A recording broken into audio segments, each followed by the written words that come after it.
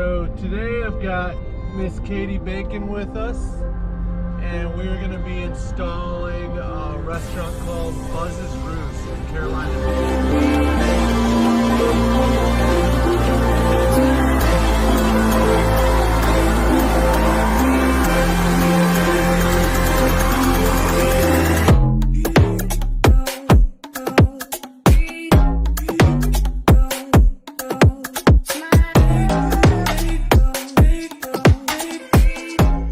It's always good to have a helper if you can have one, because while I cut, they can be welding or stuffing.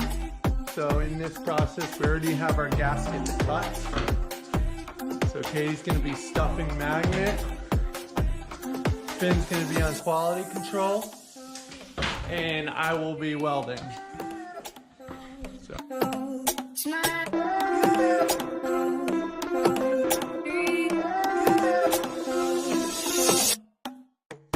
Alright, now that we're done manufacturing,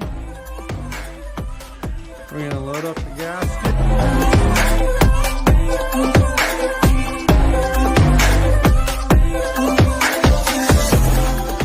Alright, we're going to be doing a peg box, which is a simple snap-on gasket. First thing what you want to do is, before you take off the gasket, you want to take your gaskets that you made and make sure they fit, because the worst thing is taking the gasket.